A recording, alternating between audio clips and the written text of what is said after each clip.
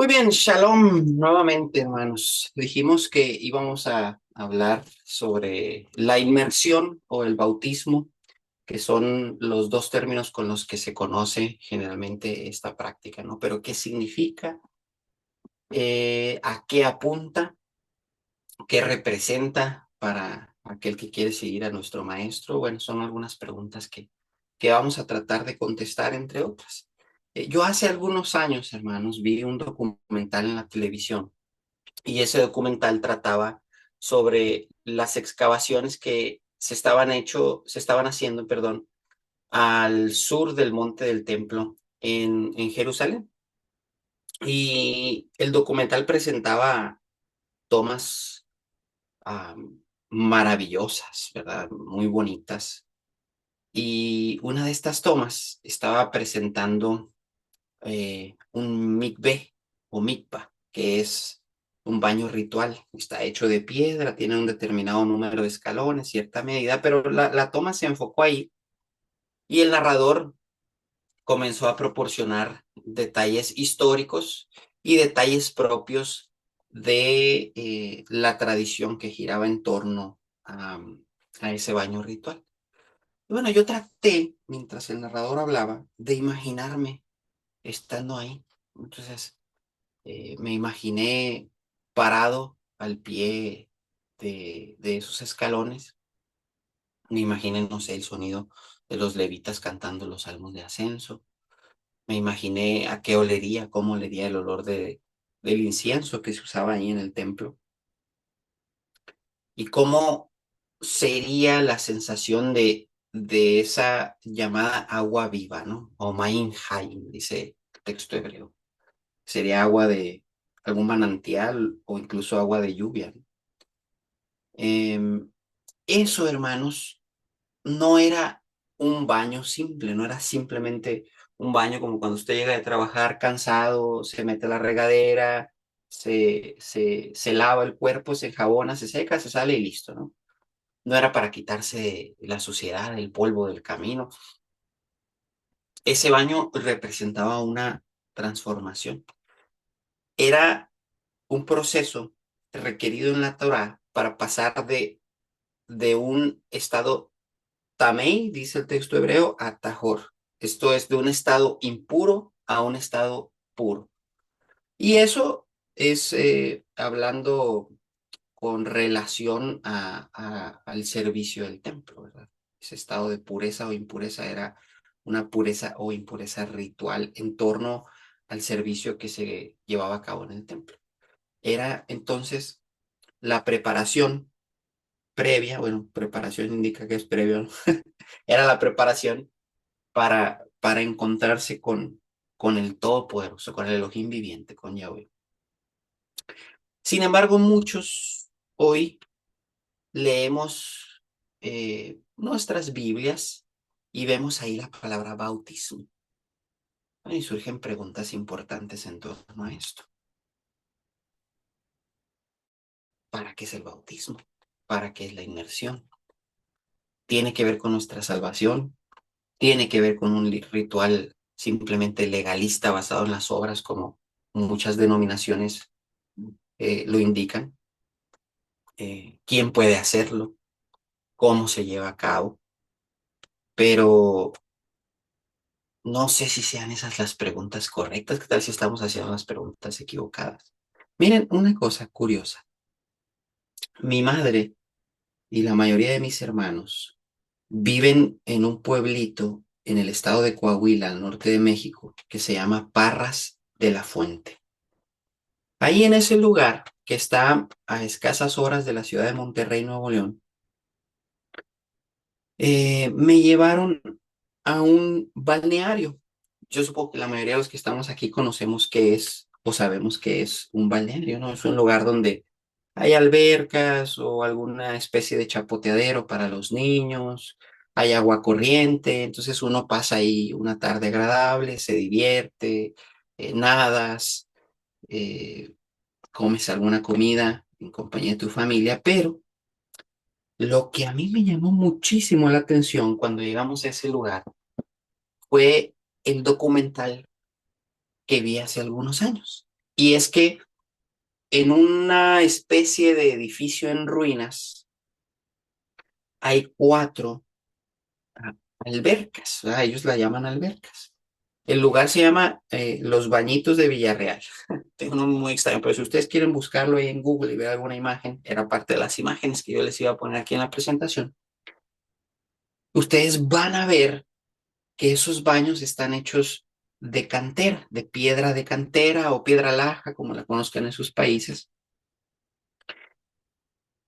Y cuando yo entré ahí, a ese edificio en ruinas, eh, un edificio semi reparado, tenía la intención de dejar ver la antigüedad del edificio, esas reparaciones que hicieron.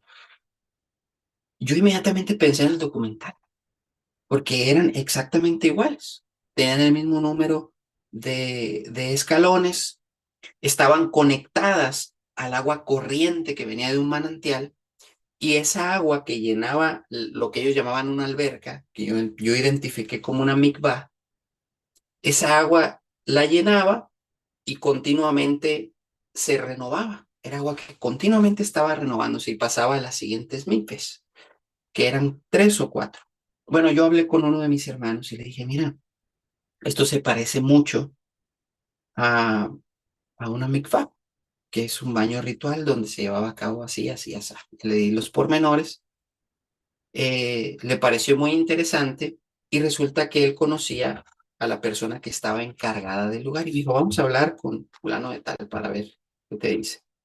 Fuimos ahí, le expliqué al hombre y dice, mira, hace tiempo vinieron unas personas del gobierno de Israel y del gobierno de México porque quieren reclamar este lugar como heredad histórica, porque ellos piensan también que son baños rituales. Y posteriormente, una investigadora de la ciudad de Monterrey, Nuevo León, pues habló al respecto y dijo que esos eran en efecto baños rituales. Entonces yo estaba muy emocionado, no solamente porque eran baños rituales, sino porque mi ojo de arqueólogo,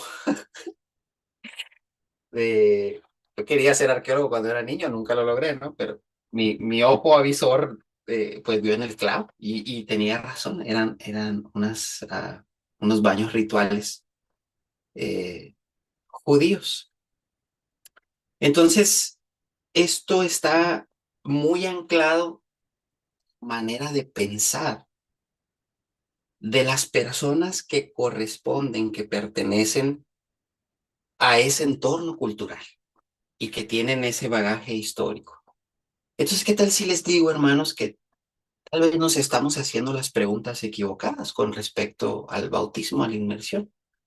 Si les dijera entonces que para entender lo que hicieron los apóstoles, los discípulos, los enviados del Mesías, pues primero tenemos que dejar de pensar con una mentalidad griega, helenizada, adaptada al siglo XXI, y entonces comenzar a pensar como los israelitas, como los judíos del primer siglo. Entonces, la pregunta que debemos hacernos no es ¿qué es el bautismo? ¿Qué es la inmersión? La pregunta que debemos hacernos es ¿qué es la tevilá? Y ustedes van a ver por qué la pregunta cobra una dimensión diferente, por decirlo así. Si nosotros la vemos de esa manera, ¿qué es la tevilá? Pues vamos a apelar entonces a el origen hebreo de, del concepto, que es algo más, mucho más que un ritual. Y bueno, ya lo dijimos, ¿no? El texto bíblico que leemos hoy, pues nos ofrece la adaptación de una palabra griega. Esa palabra griega es baptizo. Y está bien, no estamos diciendo que sea una mala elección respecto a la palabra o que cambie o distorsione totalmente el significado de la inmersión. Eh, pero vamos a hablar un poquito más acerca de esto. Esa palabra es lo que está en los manuscritos neotestamentarios, lo que la gente llama el Nuevo Testamento, los manuscritos más antiguos. Los manuscritos que se preservan en griego tienen esa palabra ahí. Esta es la palabra que está utilizándose para describir la inmersión, la tevila, es baptizo.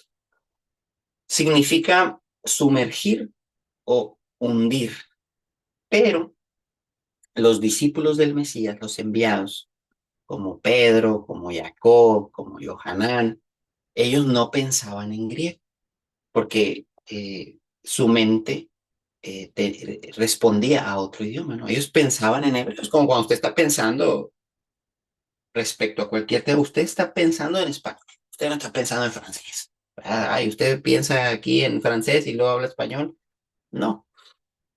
Incluso cuando uno aprende un idioma distinto, generalmente está pensando en su idioma materno y tratando de vertirlo al idioma al que quiere expresar esa idea. Y es difícil. No siempre uno encuentra las palabras correctas para expresar lo mismo, ¿verdad? No hay esa facilidad. Pero ellos tenían una mente hebrea, ellos pensaban en hebreo. Cuando oyeron al maestro Yeshua hablar de esto, cuando, cuando Pedro predicó en Shavuot, sus mentes no se dirigían a un ritual griego desconocido para ellos. Sus mentes se fueron directamente a esa imagen de la mikvah, de el baño ritual que se utilizaba ahí en su tierra natal. Sus mentes fueron a la Torah. Ahí en el libro de Levítico, en los capítulos del 11 hasta el 15, la Torá establece un sistema clarísimo de pureza ritual y no apela al pecado en el sentido moral, sino que habla de estar ritualmente apto para acercarse a la santidad de Elohim, que esto era en la carta, ¿no? En el Mishkan. Si uno tocaba un cadáver, pues estaba hasta medio, quedaba sin puro. Ciertas enfermedades de la piel lo hacían a uno impuro. Ciertas funciones corporales propias de nuestro organismo, bueno, nos hacían impuros, pero estamos hablando de ritualmente impuros, es decir, no estábamos en una condición apta para presentarnos delante del Eterno. ¿Y era esto malo?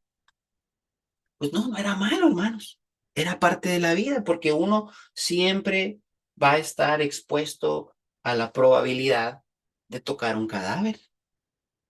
Tristemente, podemos tener una mascota en casa que se muere y nosotros tengamos que transportar el cadáver a algún lugar. Ya bueno, permita un miembro de nuestra familia que perezca y nosotros tenemos que darle sepultura. Vamos a tocar un cadáver, ¿verdad? Ahí lo decíamos, ciertas funciones que son propias del organismo, funciones corporales, le ponían al ser humano en ese estado también, en ese estado de impureza ritual. Entonces, esas funciones corporales no podían ser suprimidas. Así que tarde o temprano se encontraba la persona en este estado eh, de impureza ritual. Pero no era algo necesariamente malo, era parte de la vida. Pero para volver a entrar en el campamento, para volver a entrar en el templo, pues uno necesitaba volverse puro, tajor, como dice el texto hebreo. ¿Y cómo se hacía? Bueno, después de que pasaba el tiempo requerido, después de que se cumplía con lo que exigía la Torá, te sumergías. Te sumergías en un mikveh, en un baño ritual que contenía Maim Haim, agua viva, agua de lluvia o agua de un manantial, ya lo dijimos.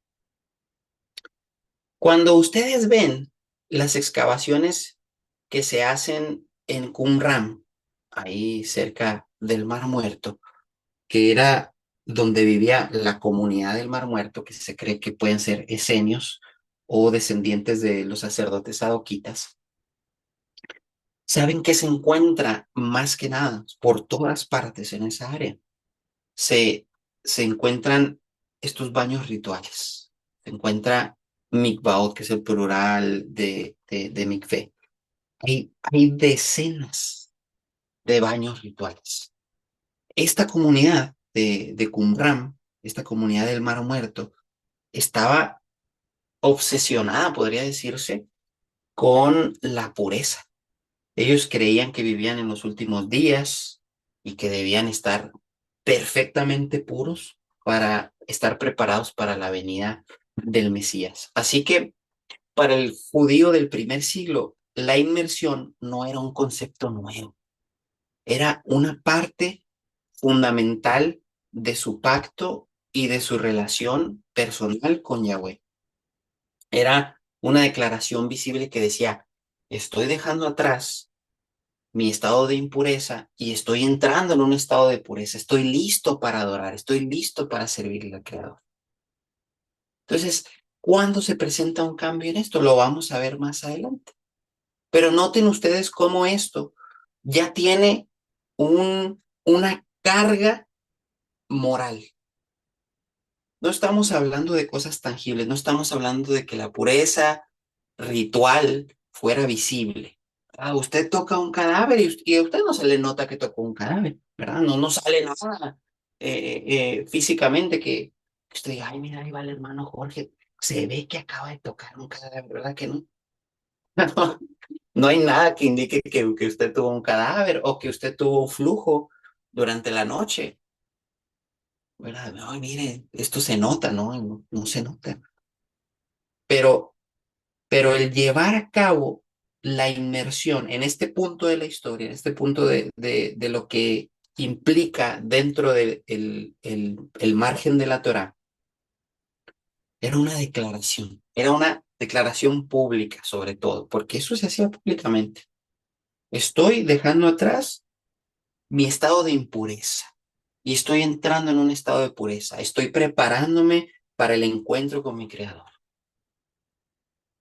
¿Cuándo viene el cambio? Bueno, hermanos, nosotros vamos a ver un cambio enorme en estos conceptos cuando entra en escena Yohanan Jamapil, Juan el Bautista, Yohanan el Inmersor.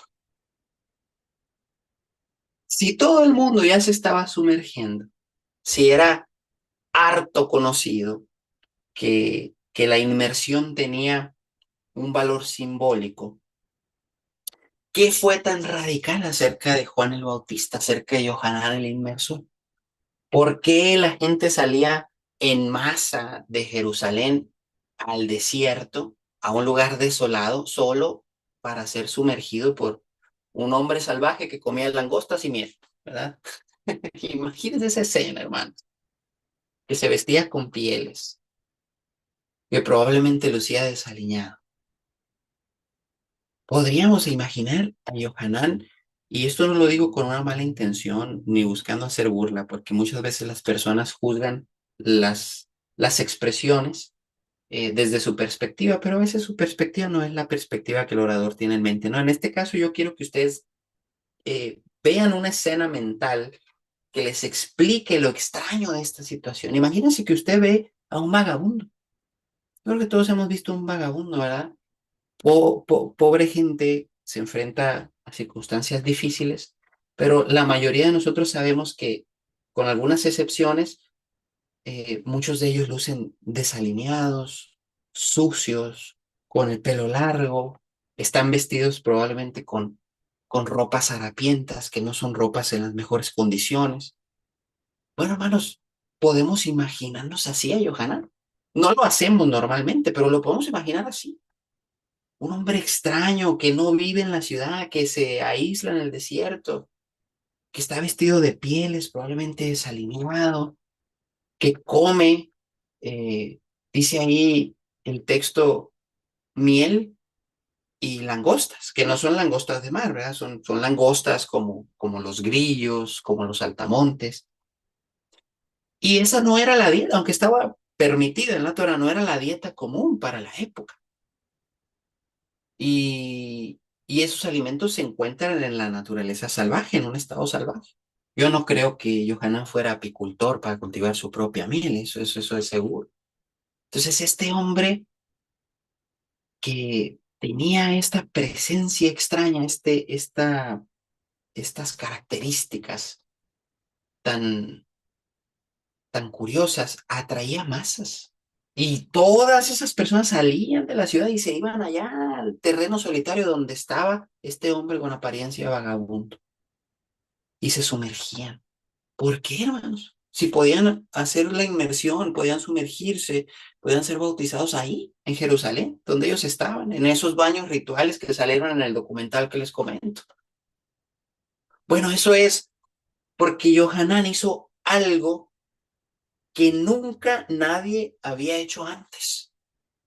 Él tomó la mikvé de pureza ritual, él tomó ese baño ritual, esa alberquita de piedra, esa imagen mental que ellos tenían en la cabeza cada vez que hablaban de mikvé, de la inmersión, de la tevilá.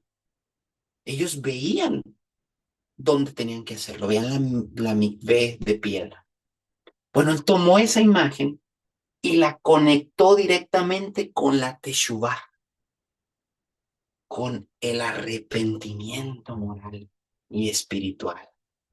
El mensaje entonces de Juan el Bautista, que resuena con la misma urgencia que encontramos en los rollos del Mar Muerto, no era límpiate porque tocaste algo impuro. Su mensaje era arrepiéntete porque el reino de los cielos se ha acercado. Esa impureza, esa impureza que antes nos impedía el acceso al templo, al Mishkan, ahora él está hablando de impureza espiritual, no ritual. Impureza que viene, que es el fruto de la transgresión a los estatutos bíblicos, a la Torá, a los mandamientos. Y eso es fruto de hacer nuestra propia voluntad por encima de la voluntad de Elohim. Y lo que él predicaba era que esa impureza ritual ahora debía ser limpiada con el arrepentimiento, la teshuvá, dar una vuelta en U, volver el camino que estoy siguiendo conforme a mi voluntad y hacer lo que el Padre exige de mí. Entonces, eso cambiaba radicalmente el concepto y por eso venían las masas a buscar esa inmersión, ese bautismo, su tevilá, su inmersión. No era algo que se pudiera hacer una y otra vez, como en el Big B cuando se tenía que entrar al templo, ¿verdad? Era diferente, ya lo dijimos. La Tevilá de Yohanan o el bautismo de Juan decía, estoy cambiando dentro en preparación para recibir al rey. Y el baño ritual decía, estoy limpio por fuera para entrar al templo. Entonces, era una inmersión de arrepentimiento. Era era un punto de inflexión, era una declaración de que el sistema religioso de Jerusalén, con su sacerdocio ya corrupto para esa época, ya no era suficiente. Estabas declarando con la inmersión de Yohanan, con el bautismo de Juan, que tu corazón estaba roto por tu pecado, que estabas volviendo entonces de todo corazón a la Torá de Elohim, preparándote para aquel que vendría después de él, preparándote para el Mesías. Estoy limpio para entrar al templo, esa era la inmersión ritual. Pero bueno, me estoy preparando para recibir al rey. Esa era la inmersión de Juan, ese era el bautismo de Juan, ese era el mensaje diferente de Juan. Y entonces, fíjense qué curioso. Un día, ese rey que él anunciaba aparece, Yeshua, Yahoshua de Nazaret, y le dice a Yohanan, sumérgeme. Y entonces, Yohanan se escandaliza, ¿verdad? Oye, pero si tú deberías sumergirme a mí. ¿Y qué le dice el maestro? Deja que sea así ahora porque es necesario que cumplamos toda justicia. ¿Qué justicia? Bueno, pues la justicia de la Torá, hermanos. El maestro que no pecó se identifica con nosotros. con los transgresores, con los pecadores. Recuerden, yo creo que nunca va a haber un estudio donde yo no lo diga. ¿Qué es el pecado? Primera de Juan 3:4. Todo el que comete pecado infringe también la ley, porque el pecado es la transgresión de la ley. Bueno, cuando yo digo pecado, es transgresión de la Torah, es desobediencia a la Torah. Entonces, dice ahí, es necesario que cumplamos toda justicia. Él se estaba poniendo, nuestro maestro se estaba poniendo en el lugar de un pecador, de un transgresor de la ley. Y se identifica así con nosotros. Entonces, ahí él toma nuestro lugar, desciende a las aguas de juicio y la pureza, no por sí mismo, no por su propia voluntad, no en el sentido de que esa voluntad le llevara a requerir de sí mismo una limpieza moral, ¿verdad? Que lo preparara. No, no, no, es porque él estaba tomando nuestro lugar. Él lo está haciendo por nosotros. Y él está sentando el precedente, el significado mesiánico. ¿Qué representa esto, hermano? Bueno, vamos a ver un poquito al respecto. Vamos a avanzar un poco más rápido que en las notas. Y ya llegamos al punto en el que nuestro maestro ya ha sido ejecutado, ¿no? En el madero, o se llega al momento de la crucifixión. Yo aprovecho para explicar que yo no tengo problema con que se hable de una crucifixión. Realmente los romanos ejecutaban, colgaban en forma de X, de cruz, de T, de estaca. No hay problema. Si usted se refiere a esto como la crucifixión, como sea, no es tan relevante. Lo que importa es lo que sucedió. El maestro fue ejecutado. Ha sido ya sepultado y ha sido resucitado ya al tercer día conforme a las escrituras, como dice Shaul, que deberíamos hablar también de eso conforme a las escrituras. ¿De dónde está escrito eso? Hay que hablar de ese tema tan interesante. Pero bueno, volviendo a la Tevilá, ya el maestro ha resucitado y la inmersión adquiere con este evento una dimensión completamente nueva y poderosa. Ya pasó de ser el ritual, pasó de ser la preparación para encontrarse con el rey, para recibir al rey por parte de Yohanan el Inmersor, y ahora va a adquirir una dimensión nueva. No se anulan las anteriores, sino que se enriquece con estas nuevas perspectivas. Y escuchen las palabras de Shaul, un fariseo de fariseos en sus propias palabras, un erudito hebreo hasta la médula, hasta los huesos. Él entendía perfectamente el concepto de mikveh, el concepto de teshuvah, y en Romanos 6, él escribe unas palabras poderosas. Vamos a ver, es Romanos capítulo 6, verso 3. Yo le invito a que lea conmigo. Eh, busque Romanos capítulo 6, verso 3 ahí en su Biblia y dice la lectura. ¿Ignoran ustedes que todos los que nos sumergimos en el Mashiach Yahushua nos sumergimos en su muerte? Dice el verso 4. Pues por la inmersión quedamos sepultados con él en la muerte, para que así como al Mashiach lo resucitó de entre los muertos el poder del Padre, así también nosotros, así también nosotros iniciemos una vida nueva. Bueno, Pablo aquí está estableciendo un reinicio. Dice ahí que todos hemos sido, dice, sumergidos en su muerte. Y ahí está. Esa es la clave. Ese es el concepto medular. Cuando el Mesías comisionó a sus discípulos, a sus enviados, que les dice, vayan y hagan discípulos, enseñándoles las cosas que les he mandado, él estaba uniendo todos esos hilos hebreos.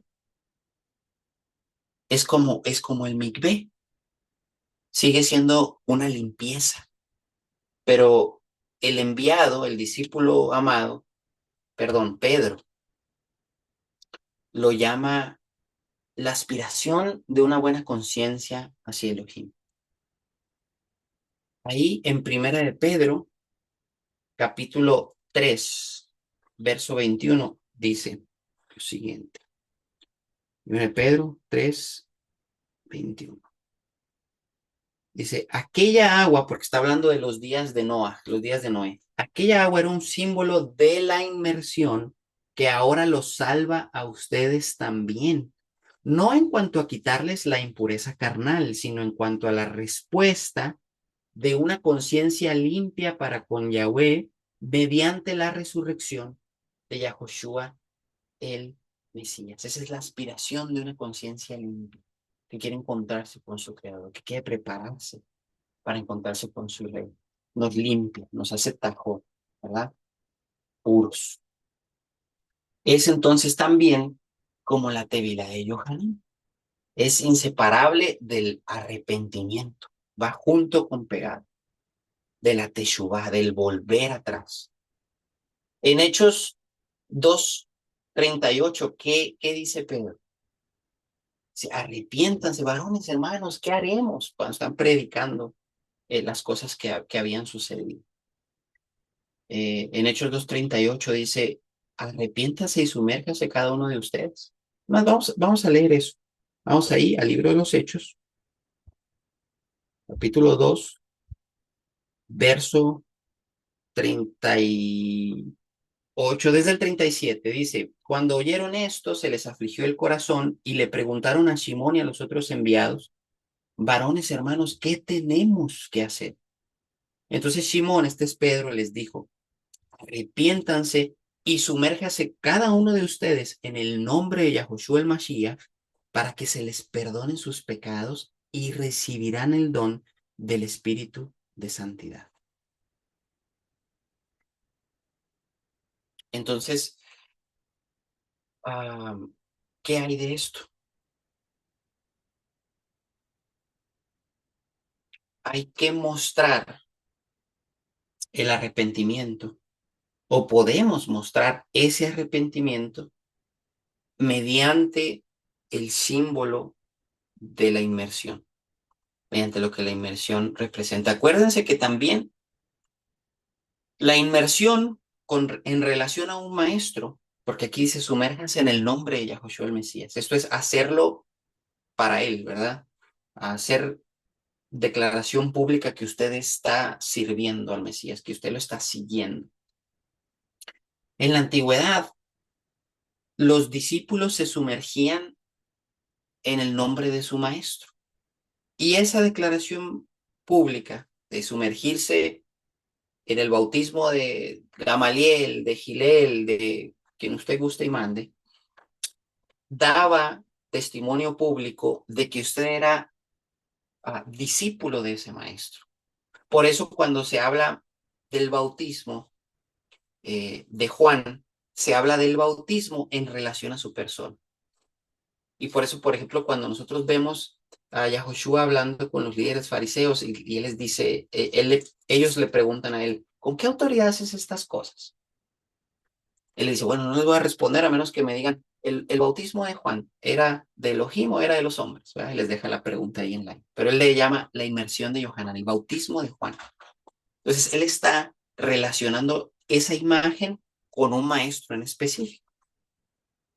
¿Por qué? Pues porque todas estas personas se sumergían en la inmersión de Juan como evidencia pública de que se estaban convirtiendo en los seguidores del mensaje de Juan. Ahora nosotros estamos dando evidencia pública de que estamos constituyéndonos seguidores de nuestro Maestro, el Mesías Yahushua. Y esto requiere que demos muestra del arrepentimiento, y el arrepentimiento está representado en esa inmersión, porque esa inmersión significa varias cosas. Es también una identificación mesiánica, ya no es solamente el zambullirnos en el agua, ¿verdad? Es una inmersión en el Mesías. Es una inmersión en el Mesías. No saben que nos bautizamos, somos sepultados juntamente con Él, nos sumergimos en su muerte, dice Pablo.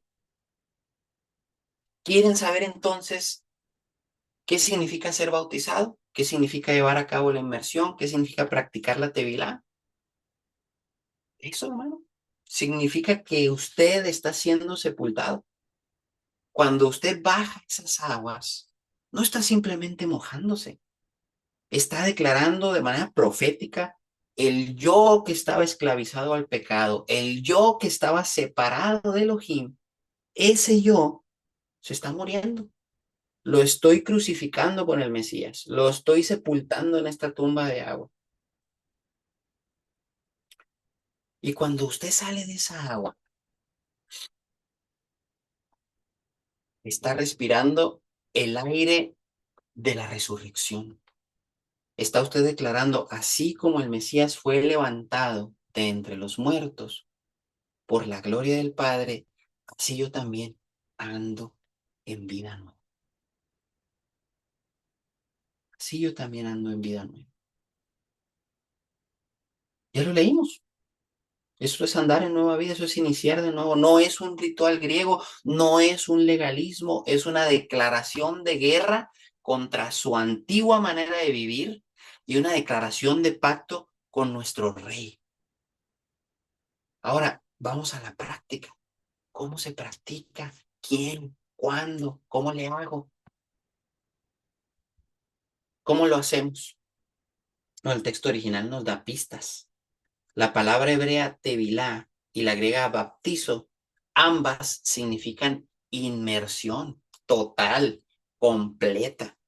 ¿Por qué? Porque no puedes sepultar a alguien rociándolo, ¿verdad? ¿Cómo se puede morir con un poquito de agua aquí en la frente, hermano? El simbolismo lo exige. Tienes que bajar, tienes que ser cubierto, tienes que ahogar y luego tienes que subir. Y en Hechos 8 leemos, por ejemplo, sobre Felipe y el eunuco etíope. Dice ahí que llegaron a cierta agua. Vamos a ver el texto. Hechos, capítulo 8, versos 36 al 38. Hechos, capítulo 8, versos 36 al 38. Dice ahí, ah, más adelante en el camino, recuerde que este hombre iba leyendo las escrituras, Felipe se acerca, le pregunta si entiende, le dice que no, porque no hay nadie que le explique, y él entonces le da la buena noticia acerca de Yahushua. Y en el camino, dice ahí, más adelante en el camino llegaron a cierta charca, y el eunuco dijo, mira, ahí hay agua, ¿qué impide que yo me sumerja? Y Felipe le dijo, si crees con todo tu corazón, bien puedes. Entonces él dijo, creo que Yahushua es el Mashiach, el hijo de Yahweh. Entonces mandó parar el carro y bajaron los dos al agua. Bajaron los dos al agua. El espíritu, perdón, bajaron los dos al agua, Felipe y el eunuco. Y Felipe lo sumergió. Felipe lo sumergió. Cuando subieron del agua, el espíritu de Yahweh arrebató a Felipe y el eunuco no lo vio más y siguió su camino lleno de gozo. Ahora, noten ustedes esto.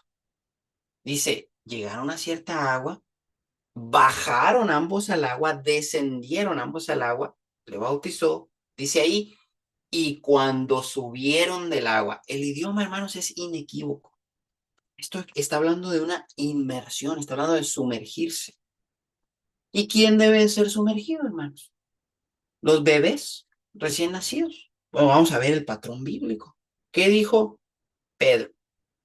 Ya lo leímos, ¿verdad? Arrepiéntanse y sumérjanse. Arrepiéntanse. ¿Puede un bebé recién nacido arrepentirse, hermano querido? ¿Puede un niño pequeño tomar una decisión de pacto de por vida para morir a sí mismo y para seguir al Mesías? No. Imagínese usted el bebé, pobrecito, el bebé no sabe ni quién es, ni dónde está, ni qué está pasando. Y está la persona ahí bautizándolo, un bautismo que supuestamente debería ser por inmersión y que supuestamente debería de implicar que ese bebé se está arrepintiendo de su antigua manera de vivir. Me arrepiento tan gravemente de haber estado 9 meses ahí en el vientre de mi madre sin hacer nada. Claro que no, hermanos, eso no tiene sentido. Eh, todo, todo el significado que tiene la inmersión se pierde cuando se practica de esa manera. No, papá, imagínese que venga Israelito, mi hijo, tiene 5 años. A lo mejor usted tiene un niño más pequeño en casa. Que venga y se siente aquí en mi pierna, como normalmente lo hace, y me agarra la barba. Y que diga, papi, quiero tomar la decisión de seguir toda mi vida al Mesías, no importa que me enfrente en esta vida, como si el niño conociera algo de lo que le espera. No se puede esperar que un niño tome una decisión así. No se puede esperar que un bebé se arrepienta de los 9 meses que estuvo en el vientre de su madre. ¿Puede un niño arrepentirse, morir a sí mismo para seguir al Mesías? No. En el pensamiento hebreo, hermanos, esto es un pacto. Es como un matrimonio. Usted no va a dejar que su hijo o su hija se case chiquito, ¿verdad que no? Usted no va a dejar que firme un contrato a los 6 años. Es una decisión consciente de un corazón que entiende su pecado, que entiende cuál es su transgresión y entiende quién es su Salvador. No es algo que se hace para salvarnos así mágicamente. Es algo que hacemos en obediencia porque hemos sido llamados a la salvación. Es una etapa del camino de salvación. Es una expresión externa de una convicción interna. Lo volvemos a decir, es una expresión externa, es algo que se ve, es un símbolo de algo que se ve, es un símbolo visible de algo que no se ve. Una expresión externa de una convicción interna, algo que usted tiene aquí en su mente y en su corazón, lo está expresando mediante la inmersión. ¿Y quién debe de realizar esa inmersión? Bueno, muchos le dirían a usted que debe hacerse ay, vaya con los ministros ordenados, con los curas, con los pastores, ¿verdad?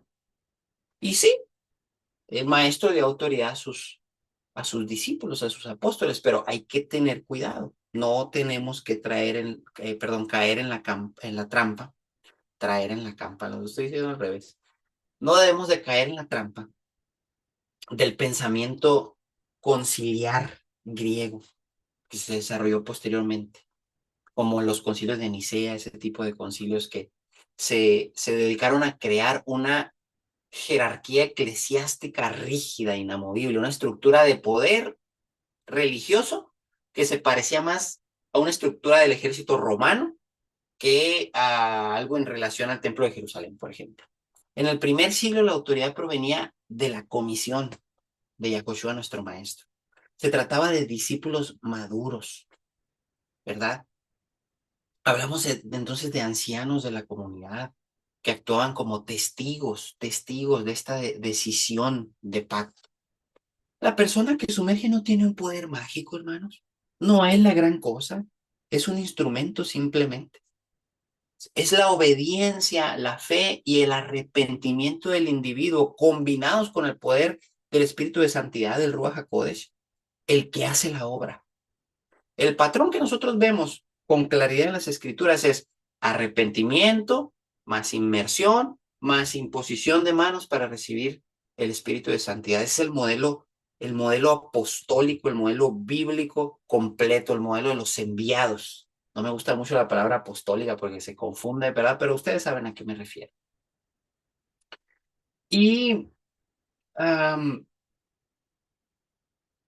hay ahí, en la comisión del maestro, algo muy interesante. Vayan conmigo, por ejemplo, al libro de Marcos.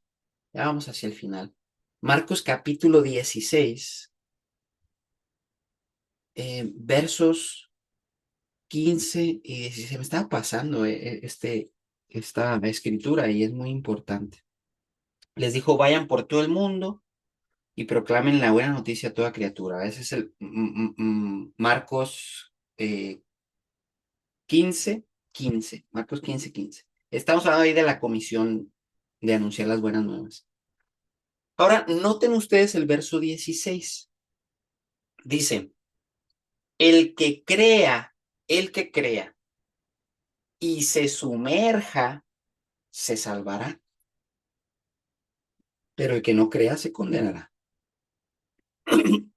Entonces, noten cómo esto tiene relación con la salvación, tiene relación con el proceso de salvación, que es, yo creo que la manera más adecuada de llamarlo, porque es un proceso continuo. No se trata solamente de creer, se trata de poner en práctica. Y este bautismo, esta inmersión, muchos ministros de diferentes religiones lo saben, emana directamente de Vayikra, capítulos del 11 al 15. Emana de un mandamiento, de una serie de mandamientos dados en la Torá. Es por eso que en algunas denominaciones hay oposición al bautismo, porque entienden que es el cumplimiento de un mandamiento, que ha adquirido nuevos significados, sí, pero que sigue siendo un mandamiento y que sigue siendo parte de una ley que ellos condenan y que dicen que no tenemos que vivir, que no tenemos que practicar, que la salvación es solo por fe. La salvación es por fe, no por obras. Claro, el recurso de la salvación, el hecho de que Yahweh nos haya proporcionado la salvación, no se debe a las obras de nadie. A eso se refiere ese texto, a eso se refiere ese versículo. Pero eso no quiere decir que nosotros vamos a hacer lo que se nos dé la gana. ¿Para qué entonces necesitamos andar en nueva vida? ¿Para qué necesitamos iniciar una nueva vida si no es para dejar de hacer lo que estábamos haciendo? ¿Para qué entonces tenemos que sumergirnos si basta con creer? Pero aquí es claro el texto. El texto dice, el que crea es un ingrediente. El que crea y se sumerja, se salvará. ¿Ok? Entonces, esto es parte de una decisión de pacto.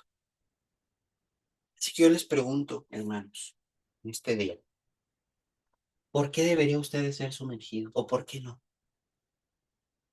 Ya lo dijimos, esto no se trata de ser legalista, no se trata de un ritual legalista, no es una tradición de la iglesia.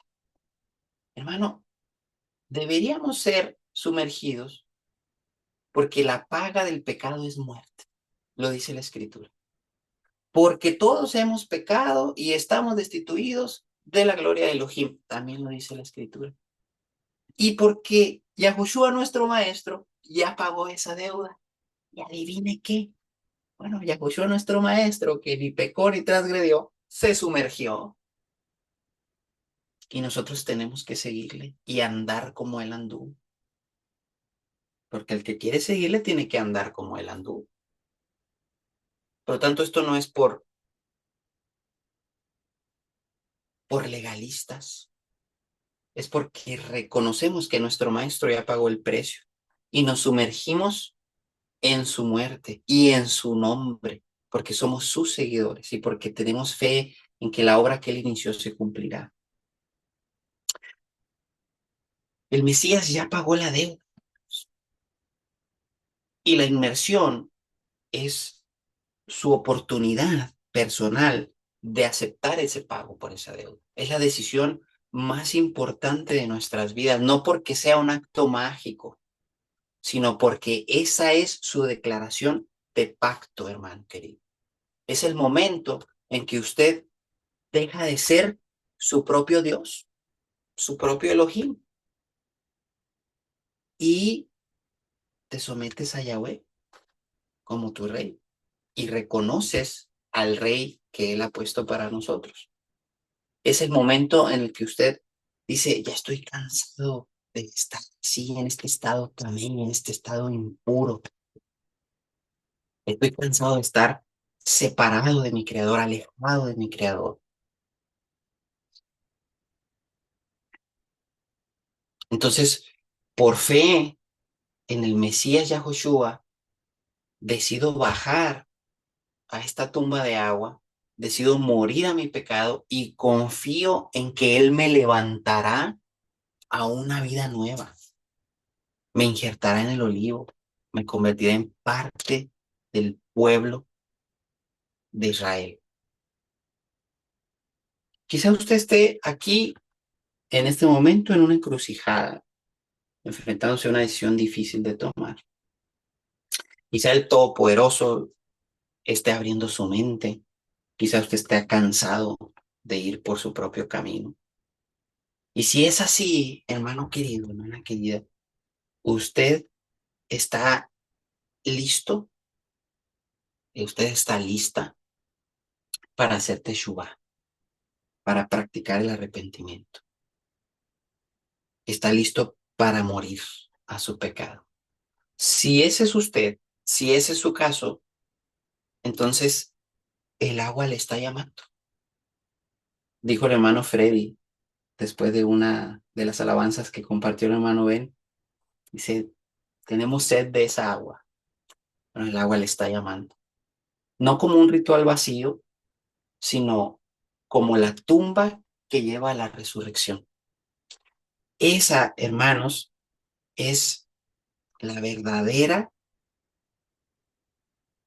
y la poderosa verdad hebrea, por decirlo así, de la inmersión.